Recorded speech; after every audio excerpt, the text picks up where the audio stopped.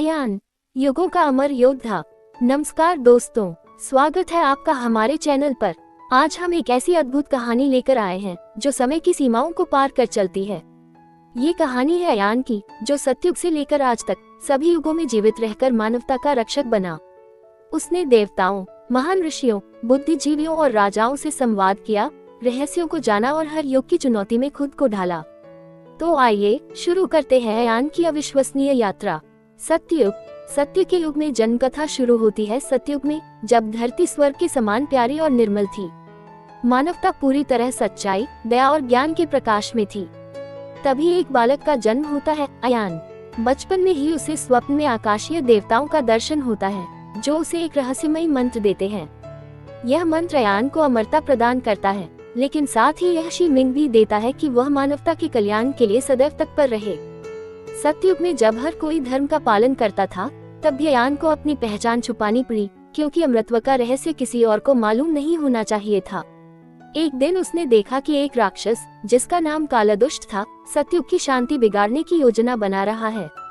अयान ने ऋषि मुनियों के साथ मिलकर उस राक्षस का मुकाबला किया। युद्ध में कालादुष्ट को पराजित करते हुए उसने सीखा कि धर्म की रक्षा के लिए केवल शांति ही नहीं, बल और आचरण भी आवश्यक है। लेकिन इस संघर्ष में उसने पहली बार देखा कि समय और युग की व्यवस्था कैसे काम करती है, कि हर युग अपने नियमों, अपनी ताकतों और कमजोरियों के साथ आता है। सतयुग के अंत में अयान ने एक बड़ा निर्णय लिया। वह इस युग की सीमाओं में नहीं बंधेगा, बल्कि भविष्य के युगों में भी जीवित रहेगा, ताकि हर युग की रक्षा कर सके।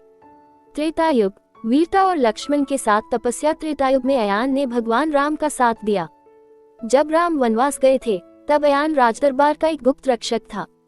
रंगरूटों ने उसकी असली पहचान न पकड़ पाई।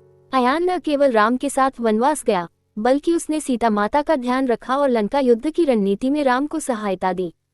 परंतु इस युग में भी कुछ विरोधी थे। एक पुरोहित जो कुरूप शक्तियों का हवाला देते थे, वह अयान के अमरत्व की खोज में था। उसने कर्णीय प्रयासों के माध्यम से रामायण की घटनाओं को प्रभावित करने की कोशिश की। एक बार त्रेता युग की सबसे बड़ी लड़ाई के दौरान पुरोहित ने अयान को फांसने का जाल बिछाया, लेकिन अपनी सूझबूझ और योग के ज्ञान से अयान बच निकला। अयान ने राम के साथ मिलकर सिर्फ युद्ध नहीं लड़ा, बल्कि धर्म और अधर्म के बीच के जटिल प्रश्नों को भी सुलझाया। उसने रावण की सेना के भीतर छिपे उन लोगों को भी बचाया जो सत्य के मार्ग पर वापस आना चाहते थे। यह उसके जीवन का सबसे बड़ा मोड़ था, जिसने उसे यह सिखाया कि युद्ध में भी दया का स्थान होता है।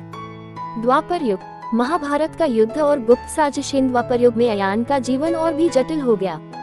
वह हस्तिनापुर के राजदरबार में एक अदृश्य रणनीतिकार बन चुका था।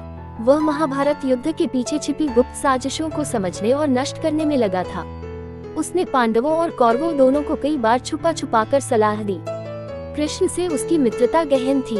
अयान को भगवद गीता की शिक्षाएं सीधे कृष्ण से मिली, और उसने अर्जुन के मन को समझने में मदद की ताकि वह धर्म के सही मार्ग पर चल सके। युद्ध में अयान ने कई बार अपना रूप बदला, कभी एक साधारण युवा, कभी धनुर्धर, तो कभी गुप्तचर बना। पर गुप्त संघों की साजिशें इतनी जटिल थी कि कई बार उसे अपने विश्वासियों से भी दूरी बनानी पड़ी। अनेक बार युद्ध के बीच वह अकेले गुप्त शत्रुओं के घेराबंदी से बच निकला। उसकी रणनीतियों ने कई बार हस्तिनापुर को युद्ध के विनाश से बचाया। यहाँ उसकी परीक्षा तब हुई, जब द्रौपदी के अपमान के बाद उसे एक विकल्प चुनना पड़ा। क्या वह खुलकर युद्ध में भाग ले या छुपकर मानवता की रक्षा करे? उसने बुद्धिमत्ता से खुला युद्धियों को संभालने का रास्ता चुना। इस युग की सबसे बड़ी सीख उसे मिली, समय के साथ बदलना ही जीवित रहना है। कलयुग। धार्मिक द्वंद्व और विज्ञान का संगम। कलयुग में अयान ने दुनिया की विस्फोटक परिवर्तन को देखा।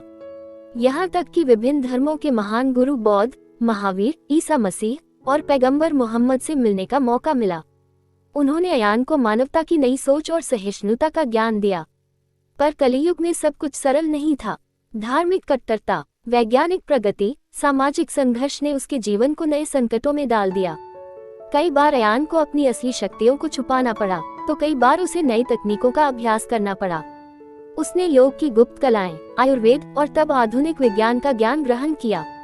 कलियुग के दौरान अयान का सबसे बड़ा संघर्ष था मानवीय अहंकार और प्रकृति की तबाही के बीच संतुलन बनाना।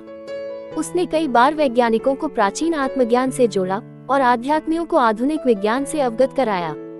उसकी कहानी यहाँ खत्म नहीं होती, बल्कि अब भी जारी है।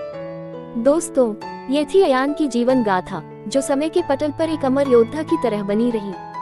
हमें उनसे ये सीखना चाहिए कि हर युग की चुनौतियों को समझकर ही हम भविष्य के लिए तैयार हो सकते हैं। अगर आपको यह वीडियो पसंद आया हो तो लाइक करें, शेयर करें और सब्सक्राइब करना न भूलें। अगली बार फिर एक नई कहानी के साथ मिलेंगे।